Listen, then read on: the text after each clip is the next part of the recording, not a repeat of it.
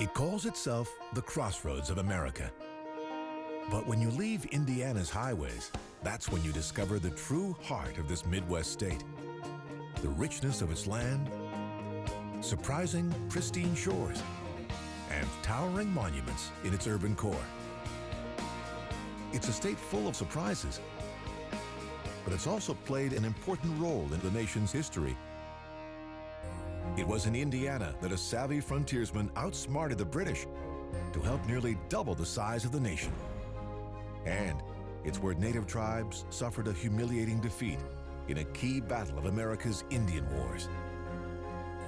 Abraham Lincoln called its soil the place that grew the bread that formed my bones.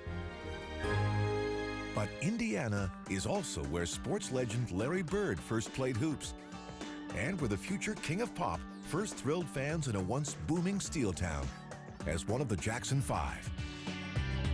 When Indiana's home teams go to battle, there's nothing quite like Hoosier hysteria. Just as there's no sound like the roar of one of the biggest, fastest, and loudest events in professional sports. It's much more than just a crossroads. It's the heart and soul of the American Midwest. This is Indiana.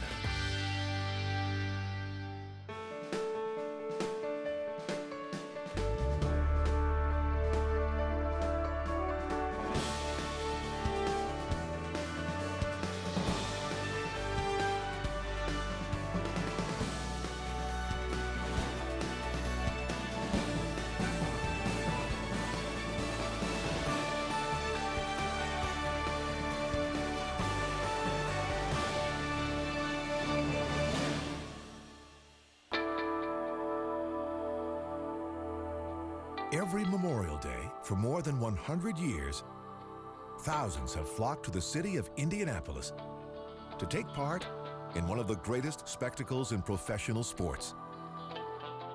This city isn't just the state capital, it's also the racing capital of the world. Home of the legendary Indianapolis 500. When race day arrives, hundreds of thousands pack these bleachers at the Indianapolis Motor Speedway, waiting to hear the words, "Ladies and gentlemen, start your engines."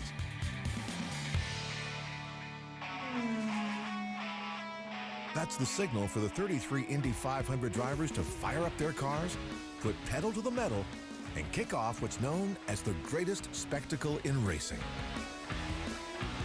Specially designed IndyCar race cars can reach speeds of more than 230 miles per hour. They're some of the fastest cars in the world. The first 500-mile race was run here in 1911 and drew 90,000 people. They cheered on Ray Haroon as he roared to victory in his bright yellow and black Marmon Wasp, a car that he helped design and build right here in Indianapolis. Haroon averaged 75 miles per hour. His legendary Wasp is now on display along with 30 other Indy 500 winning cars here in the Hall of Fame Museum, which stands right in the middle of the speedway. A few things have changed since that first race besides the top speeds. The crowd has grown to about 300,000, and now millions more watch on TV. And the purse has ballooned from around $30,000 to more than $14 million. Famously known as the Brickyard, the Indy track was once paved with more than 3 million bricks. Today, just this one strip of the original bricks remains to mark the race's start and finish line.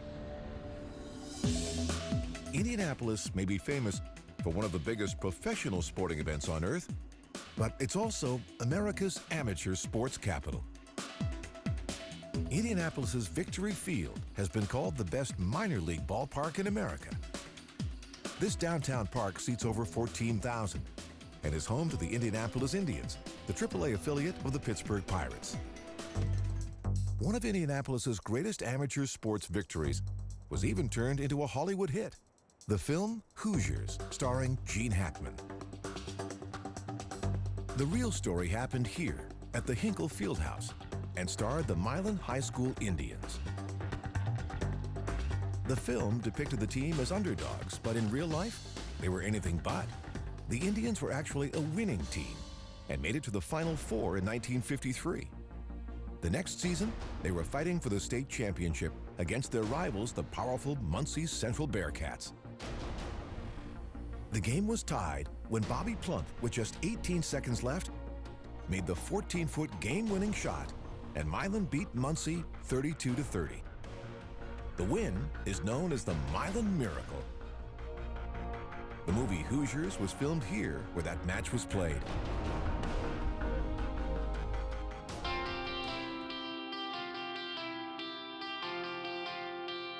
Plenty of professional athletes have passed through this field house since then, including Indiana's local hero, NBA star Larry Bird. He played college ball here as a forward with the Indiana State Sycamores before joining the Boston Celtics. After retiring from the Celtics, the three-time MVP came home to Indiana. He joined the NBA's Indiana Pacers as head coach in 1997. Today, the team's home stadium is Bankers Life Fieldhouse in downtown Indianapolis. At the beginning of his professional career, Larry Bird jokingly called himself the Hick from French Lick. That's the name of the rural southern Indiana town where Bird grew up. French Lick lies 100 miles south of Indianapolis. This small hill town sits right on the edge of the 200,000-acre Hoosier National Forest, the largest piece of protected forest land in the state. Bird's family had a hard time making ends meet and lived in this modest house right near French Lick Creek. He grew up practicing jump shots on a hoop mounted on the family's garage. Bird first showed signs of greatness just a few blocks away at Springs Valley High School.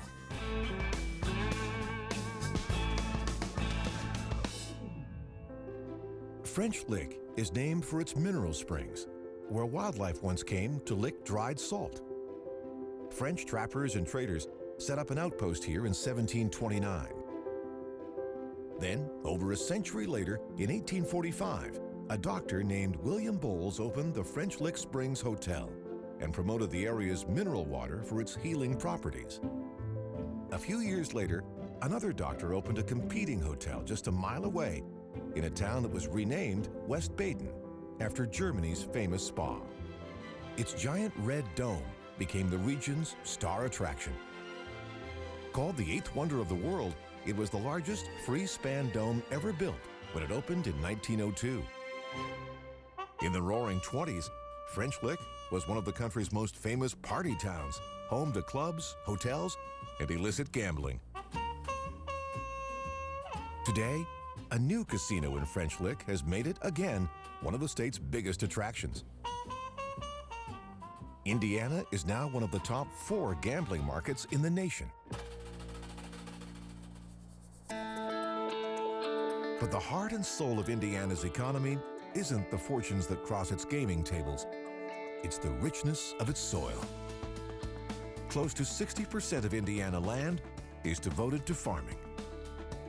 Farmers here produce a wide variety of crops that feed the nation and the world, including vast fields of soybeans. They are also major producers of corn, and every year, 270 million pounds of it ends up as popcorn. One of the state's biggest producers is family-owned Pop Weaver, founded by Reverend Ira Weaver in 1928. Today, the process is state-of-the-art. Scientists have discovered that corn kernels pop best when they have 14% moisture. That's why batches of corn are loaded into dozens of individual silos. Each silo is specially designed to allow air to be blown across the kernels to dry them until they have the perfect moisture level. Then they're loaded into trucks, ready for cleaning, sifting, sorting, packaging, and finally, popping. Once, Ira Weaver shucked and bagged his own crop and delivered it to customers in a horse-drawn carriage. Now, his popcorn is sold in 90 countries worldwide.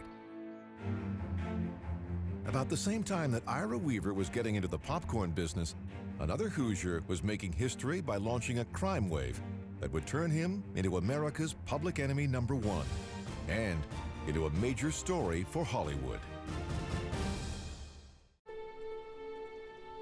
This heavily guarded concrete wall surrounds one of Indiana's maximum security prisons. The state's Pendleton Correctional Facility is home to almost 1,800 prisoners at any given time.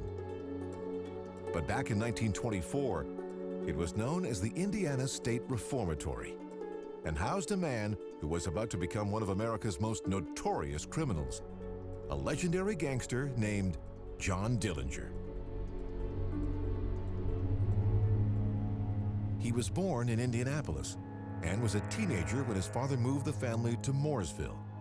He was hoping farm life would straighten out his delinquent son. It didn't work. By the time Dillinger was 21, he was locked up doing 10 to 20 years for robbing and assaulting a Mooresville grocer. He entered jail as a petty thief, but when he was released in 1933, his harsh and lengthy prison sentence had turned him into a hardened and bitter criminal. Within weeks, he and his gang were captivating the American public with brazen bank robberies and prison breaks that sealed his fate as one of America's most notorious gangsters. In January 1934, Dillinger was finally caught, arrested, and sent here to the Lake County Jail in Crown Point, Indiana. The front part of this building was the sheriff's house. The large building in back was the jail where Dillinger was locked up. The charges against him included murder for the death of a police officer killed in a shootout during a bank robbery. At the time, the prison was considered escape-proof. Sheriff Lillian Hawley is reported to have said, "I know he's a bad baby and a jailbreaker, but I can handle him." Dillinger, on the other hand, had no intention of staying in Crown Point. Within 2 months, he managed to escape by threatening guards with a fake wooden gun stained black with shoe polish. He then grabbed some real guns, locked the guards in a cell, and ran out the front door, making his getaway in Sheriff Hawley's own car. But by crossing the Indiana state line, Dillinger committed a federal crime, and the FBI was soon hot on his tail. The U.S. Attorney General at the time called him public enemy #1. And less than 5 months later, Dillinger was dead, killed by FBI agents in a hail of bullets outside a Chicago theater. Actor Johnny Depp played the role of Indiana's famous gangster in the 2009 film Public Enemies. The real Dillinger is buried here in Indianapolis in Crown Hill Cemetery. Even today, he still ranks high on the list of famous Hoosiers. But the one who made the biggest mark on the nation was Abraham Lincoln. In 1816, Lincoln's family moved from Kentucky to this piece of land near Little Pigeon Creek in southern Indiana. At the time, it was still a wild place covered with forests of hickory, maple, and oak. Today, the site is home to the Lincoln Boyhood National Memorial. A reconstructed log cabin now stands near the site where Lincoln's father, Thomas, built a similar frontier home for his family of 4. And it's here that Nancy Hanks Lincoln died when her son was just 9 years old. Lincoln would later say, "All that I am or hope to be, I owe to my angel mother." 4 of the family's original 160 acres have been turned into a living historical farm that offers a glimpse of what life was like for Indiana's early settlers like the Lincolns. Though he was just a boy, Abraham helped his parents cultivate this land and fashion their farm out of the forest. "This was the very spot," he later said, "where grew the bread that formed my bones." Not far from the old Lincoln farmhouse is this memorial to the nation's 16th president. On the walls are 13-foot-tall sculpted limestone panels depicting key moments in Lincoln's life. In 1830, when Lincoln was 21, his family left Indiana to try farm life on the prairies of Illinois. a state that would soon claim him as its own, calling itself the Land of Lincoln. But as the Lincolns were moving on, new settlers were arriving in Indiana. In 1830, those who lived here in the village of New Pekin, a former southern Indiana stagecoach stop, celebrated their first Independence Day. And they've been doing it every year since, making New Pekin the site of the longest consecutive 4th of July celebration in the nation. There are more than 200 entries each year, with everything from farm tractors, to fire trucks, to classic cars, to the high school marching band. Just about everybody in the area participates, whether they're in the parade or cheering from the sidelines. But long before the land that's now Indiana was part of an independent nation, it was home to an ancient and mysterious culture. Its members settled here on the banks of the Ohio River, which now flows along Indiana's southern border with Kentucky. These earthworks at Angel Mound State Historic Site were once the heart of a thriving community called the Mississippian culture. Up to 1,500 people lived here, beginning around 1000 AD. The town covered about 100 acres and was a center for government, trade, and religion. Archaeologists believe that the community's most important buildings were constructed on top of the largest mounds. They may have been temples or homes of a village chief. The Mississippian people were the first in North America to build permanent communities of thousands of people and do extensive farming. They grew corn to help them survive Indiana's cold winters. But around 1400, the Mississippian people left the area, moving further west along the Ohio River. By about 1600, they were gone from Indiana completely. But new people followed in their footsteps. The Miami was the primary Native American tribe that inhabited the land that would later become Indiana. Thanks to its riches, many others migrated here too, including the Kickapoo, Potawatomi, Delaware, and Shawnee. All were members of the Algonquin Nation. But trouble started brewing when Europeans arrived. First, it was the French, then the British, and then the Americans who began fanning out to settle the West. All of them coveted Indian land. By the time of America's War of Independence, the British were still in control of a vast region that stretched south from the Great Lakes all the way to the Gulf of Mexico. But the Americans wanted this land so they could expand their settlements west. To try and keep them out, British Lieutenant Governor Henry Hamilton encouraged the region's Indian tribes to raid American settlements. Little did Hamilton know, he was about to be outsmarted by a frontiersman named George Rogers Clark. In the summer of 1778, Clark and a small force of about 175 men set out down the Ohio River. Their mission was to seize British-controlled outposts. The approaching winter didn't stop them. They trekked nearly 200 miles in the cold, sometimes wading up to their necks in freezing water. Finally, on the night of February 23, 1779, they crossed the Wabash and arrived here in the town of Vincennes, where Hamilton had his base in a fort that no longer exists. Clark instructed his soldiers to surround the British fort and then light fires, so they looked more like an army of 500. It was a brilliant strategy that worked. Hamilton agreed to lay down his arms. Clark met Hamilton here at St. Francis Xavier Church, one of Vincennes' oldest landmarks today. He demanded unconditional surrender. To send a clear message about what could happen to the British if they refused, Clark brutally and publicly executed 5 members of Hamilton's Indian raiding parties using Indian axes or tomahawks. Terrified and outsmarted, Hamilton surrendered and marched his troops out of town the next day.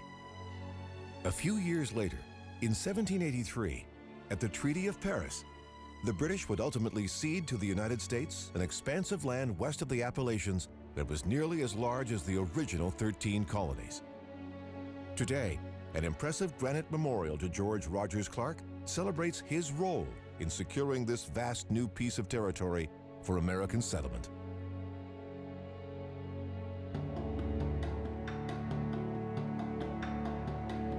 In 1787, a large piece of the land that Clark helped secure became America's Northwest Territory.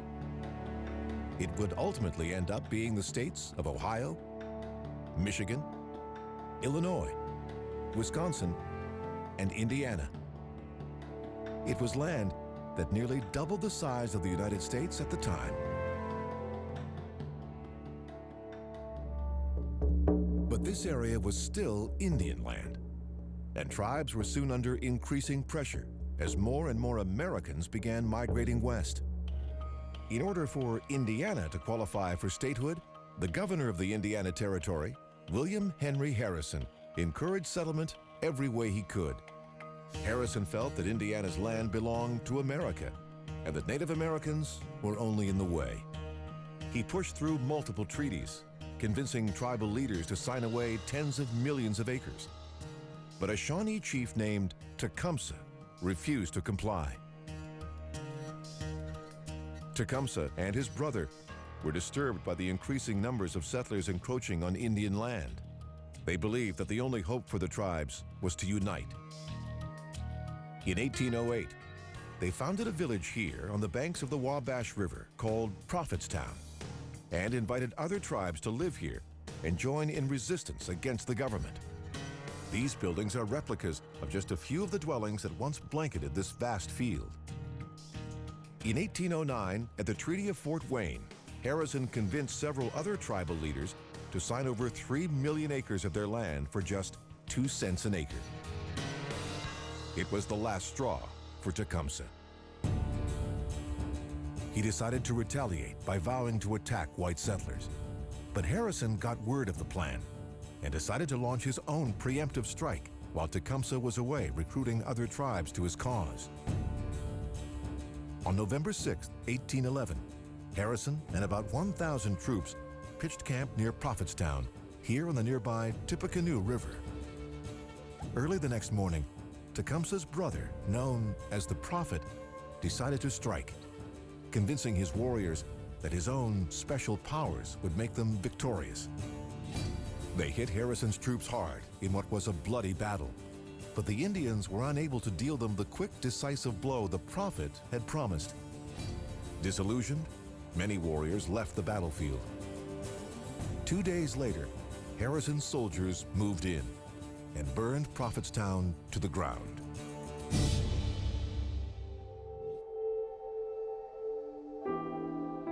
The Battle of Tippecanoe would be a turning point in the Indians' doomed quest to hold on to their land. Tecumseh continued his fight against white settlement, but was killed 2 years later in 1813 by another force, which happened to be led by Harrison himself.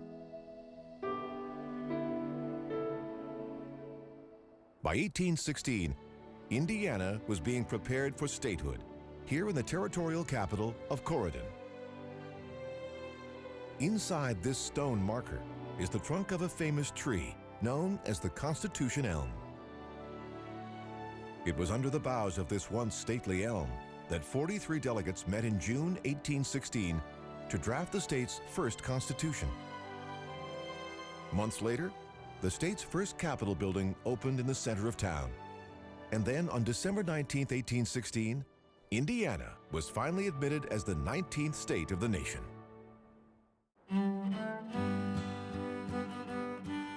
Thanks to its rich soil and the many natural waterways that wind through its fields, outsiders have been drawn to the land that's now Indiana for centuries. That's how one of the most unique towns in America, called New Harmony, got its start. Back in 1814, a German spiritual leader named Johann George Rapp, along with his adopted son, Frederick, and about 800 followers, purchased 20,000 acres here on the banks of the Wabash River. They were separatists from the German Lutheran Church and wanted a place where they could freely practice their faith. They called themselves Harmonists, and their new town, Harmony. The Harmonists were intensely spiritual and celibate. They believed that Christ could return at any moment and that new converts, not children, would allow their community to grow. Faith was at the heart of everything the Harmonists did, which is why they planted a labyrinth on the south edge of town for peaceful contemplation. They were also extremely industrious. Within just a few years, Harmony was not only self-sufficient, it was one of the most prosperous towns in Indiana. Impressive buildings lined its streets, including this stone granary. What they made here, from boots and harnesses to wagons and whiskey, was sold as far away as New Orleans.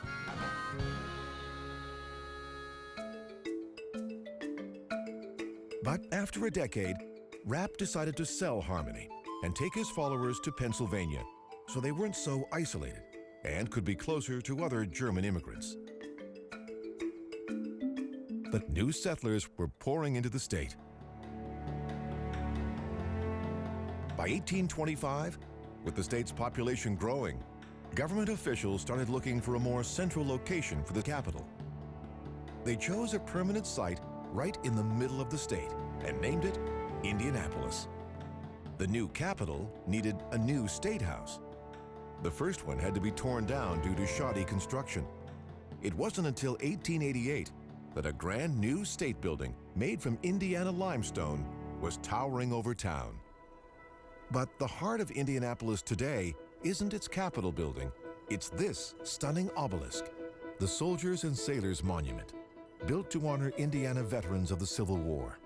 It was the first memorial of its size in the nation to recognize the sacrifices of the common soldier. A bronze statue of victory tops its peak. Today, this is Indiana's official memorial to all the Hoosiers who served in conflicts up until World War I, soldiers it calls the Silent Victors. Together with its circle, fountains, and other sculptures, it provides Indianapolis with a stunning centerpiece. For years, this spire was the tallest thing in the city, but today, skyscrapers soar above the Indianapolis skyline. The tallest is Chase Tower at 49 stories. It looks out over a city known for its unique public spaces. Indianapolis is located on the White River. Once upon a time, lawmakers here had high hopes of connecting the city to a canal system they planned for the entire state. The canal became obsolete before it was finished, but industrious Hoosiers turned what had already been built into an urban oasis. Today, that canal is the centerpiece of Indianapolis's 250-acre White River State Park. On summer days, anyone can paddle right through the heart of the city, or follow the canal walking path as far as the world-renowned Indianapolis Museum of Art. Founded in 1883, it's one of the largest and oldest art museums in the country. Many of its most famous works are outside, in an art park known as 100 Acres. It's built on the site of a former quarry. Some of these works are best seen from the air. It's art that's meant to be climbed on, played with, and even lived in. This fiberglass pod is known as Indianapolis Island and was created by artist Andrea Zittel. Each summer, one or two artists commit to living in this floating fiberglass pod in order to explore what it means to live alone on an island right in the middle of a modern city. Hoosiers are proud of a lot of things in their state, but nothing tops their football team, the Indianapolis Colts. They play here at Lucas Oil Stadium, designed in the style of a vintage field house right in downtown Indy. Back in the 1980s, the Colts were a Baltimore team, but owner Robert Irsay was arguing with state officials. He thought the Colts should have a new stadium. Baltimore said no, but Indianapolis just happened to have a brand new one right here in the heart of the city, and it was in need of a team. So, in March 1984, in the dead of night, 15 moving vans secretly loaded up the team's gear and headed here to Indiana. The covert operation is known as the Colts Midnight Ride. People in Indiana are keen on competition, whether it's the NFL, the Indy 500, or Big Ten basketball. But sometimes they also go to battle for nature. Here on the shores of Lake Michigan, one of those battles was over a stretch of shoreline known as the Indiana Dunes National Lakeshore. Indiana has the smallest shoreline of any of the Great Lakes states, and this 15-mile stretch of it happens to be one of the state's greatest natural treasures. It covers 15,000 acres of dunes, forests, hiking trails, and some of the best beaches on Lake Michigan. 3 million people visit the lakeshore each year, more than any other destination in Indiana. Locals cherish this stretch of sand, especially because it almost disappeared. Back in the 1800s, a 200-foot-high dune known as the Hoosier Slide soared over Indiana's lakeshore. But it was carted away for glass manufacturing, trainload by companies like the Ball brothers of Muncie, Indiana, who used the sand to make glass jars for canning. So starting in 1899, local dune lovers began waging a fight to protect this amazing stretch of coast. The battle lasted almost 70 years, until 1966, when Congress authorized the creation of the Indiana Dunes National Lakeshore. Today, it's a popular spot for visitors from near and far. They all come to enjoy this wild shore and the views it offers of one of America's Great Lakes.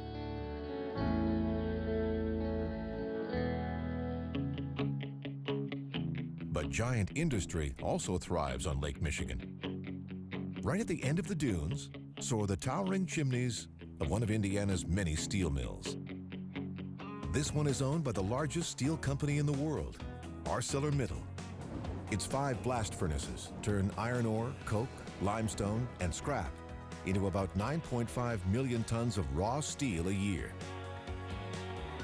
It's part of a string of mills that line Indiana's tiny coast, just as they have for more than 100 years. They reach right up through East Chicago, Indiana, that is, which actually lies just south of Chicago itself. Back in the 1910s and 20s, factory jobs lured tens of thousands of immigrants to this area.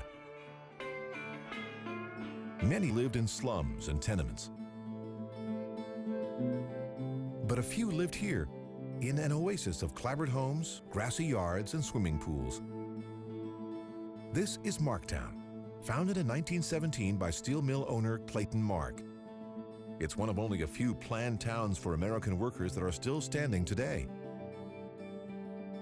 Mark believed that a stable and clean living environment would make a more productive workforce, so he built this neighborhood for his workers. Today, nearby industries have grown and pretty much surrounded Marktown, but it's still home to about 500 and is on the National Register of Historic Places.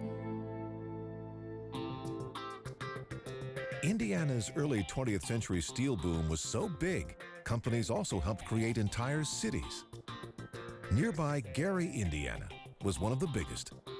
By the 1950s, almost 200,000 people lived and worked here, in what was a thriving boom town less than 30 miles from downtown Chicago. It was also the birthplace of the king of pop, Michael Jackson. In the 1950s, Michael Jackson's father, Joe, worked here at Gary's U.S. Steel plant, which is still in operation today. When his shifts were over, he headed home to the family's tiny 2-bedroom house. His son, Michael, born on August 29, 1958, grew up here with his 8 brothers and sisters. Joe was a musician, and Michael would later say that their house was always bursting with music. Today, a steady stream of Michael Jackson's fans still stop by the house to see where the king of pop got his start. A few blocks away, Michael attended the one-story Garnett Elementary School and often dashed home to rehearse with his brothers. It was here at Roosevelt High School in 1966 that the Jacksons won a citywide talent show with their signature Jackson 5 dance moves and perfect coordination. When it came time to perform their first paid gig, they did it right here in Gary at Mr. Lucky's Lounge. The pay wasn't much, but the crowds loved them. When the Jackson 5 hit the big time in 1969, they moved to Los Angeles with a Motown Records contract. Not long after, the steel companies began leaving Gary, Indiana, too, taking their business overseas. And as the jobs fled, so did Gary's population. This city, which had been one of Indiana's greatest, slipped into decline. Remnants of Gary's golden age can be seen in its architectural ruins. Its massive Methodist church on Washington Street was once the heart of the community. Now it lies dilapidated and abandoned. It's been featured in movies like Nightmare on Elm Street and Transformers 3. Broadway Avenue was once Gary's bustling commercial center with thriving shops, crowded restaurants, and the famous Palace Theater. Today, just about every store on this block has closed, and the roofs of most of its downtown buildings have fallen in.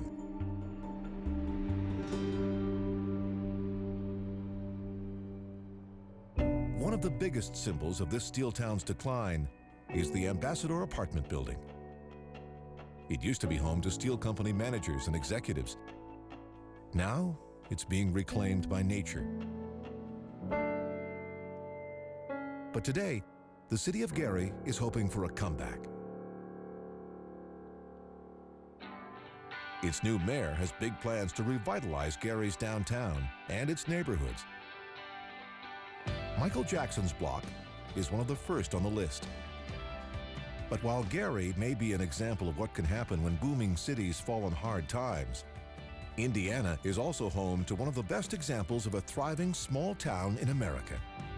A place where workers build the engines that power some of the nation's most popular pickups. At first glance, Columbus, Indiana might seem like any other small American town. That is, until you cross its very unique Robert N. Stewart Bridge, a fully suspended bridge that was actually the first of its kind in North America. This architecturally innovative gateway is a fitting entrance to a town that's practically a museum of modernist architecture. It all began with J. Irwin Miller, head of the Cummins Engine Company.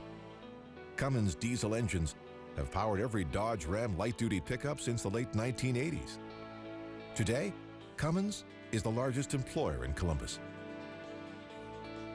Miller was almost as passionate about modern art and architecture as he was about diesel technology, as can be seen in the company's corporate headquarters, designed by Pritzker Prize-winning architect Kevin Roche.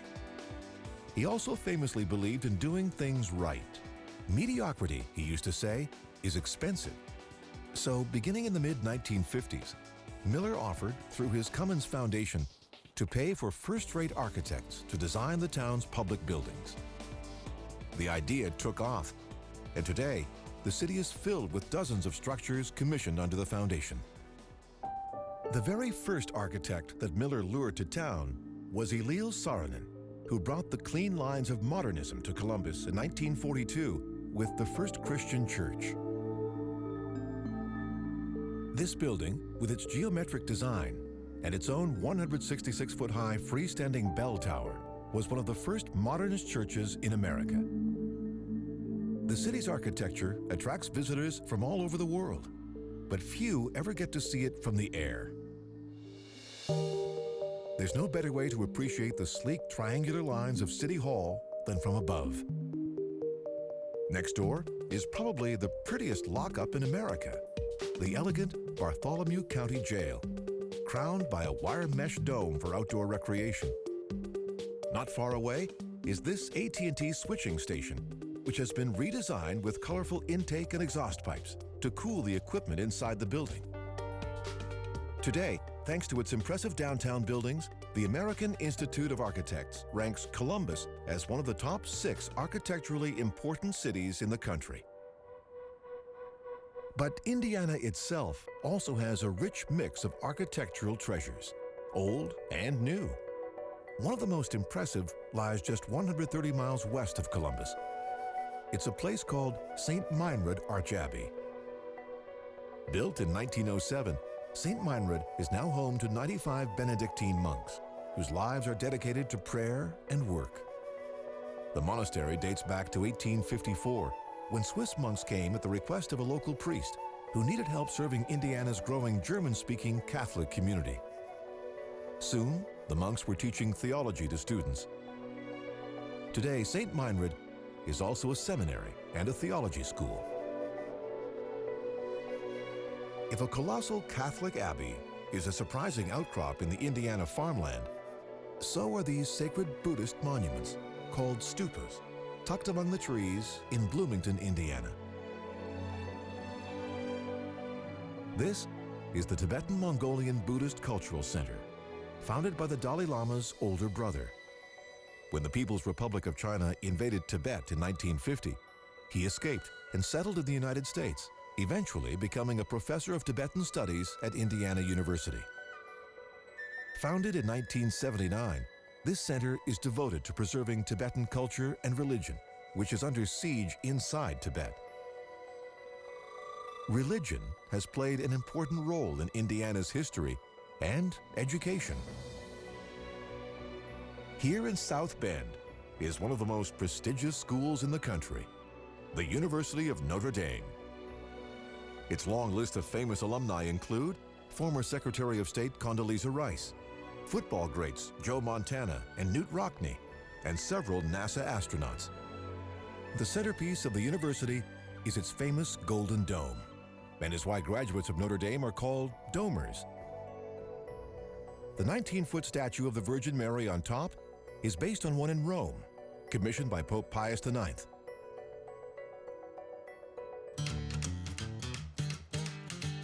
With its doors open to all faiths, Indiana has attracted people from near and far. One reason is that it's easy to get to from just about anywhere. Indianapolis lies at the heart of America's highway system. Major arteries radiate out from this city like giant spokes. 14 interstates cross through Indiana, more than through any other state. They're one reason that 65% of Americans live within just a day's drive of Indianapolis, and why Indiana is known today as the crossroads of America. Many of the cars and trucks that ride in this impressive network of American highways are made right here in the state. Here at the General Motors plant in Fort Wayne, more than 1,400 Chevy and GMC trucks roll out of the assembly line each day. When each truck is finished, it's filled with 3 gallons of gas and takes a test drive around this quarter-mile track. If it passes the test, the finished truck rolls onto the giant car lot and waits its turn to be shipped off to markets in one of these train cars.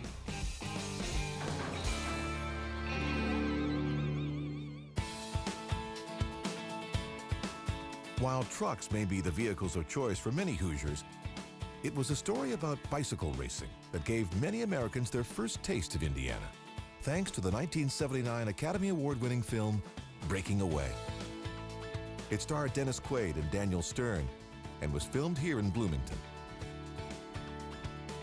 The coming-of-age movie tells the story of 4 local teens who are adrift after high school and decide to compete against their Indiana University rivals in the annual Little 500 bicycle race. The actual event, modeled on the Indy 500, takes place here at the Bill Armstrong Stadium on the Indiana University campus. In the film, Dave, played by Dennis Christopher, manages to win the race with his feet taped to the pedals so he won't give up. Founded in 1820, Indiana University is one of the top public schools in the country. IU is also one of the top places for college sports, with 24 national championship teams and some 140 individual NCAA titles. All of its teams are known by the state's name, the Hoosiers. No one knows where this term actually came from, though there are dozens of legends. The one most likely is that back in the 1800s, Hoosier referred to the rough-hewn frontier folk who first settled in Indiana. Today, Hoosiers is likely the most widely used nickname of any state in the nation. Hoosier football is played here at Memorial Stadium, and IU's rivalry with another Indiana football team Purdue University's Boilermakers is one of the most heated in Big Ten college sports. There's no question that Hoosiers are industrious and proud of their state and their accomplishments. Whether they're mining riches from this Indiana earth, growing a bounty of vegetables on their verdant farmland, building some of the greatest architecture in America, or racking up NCAA championships on the basketball court. And whatever the origin of their nickname, Hoosiers wear it proudly as a symbol of the rugged individualism and independent spirit that built this state, Indiana.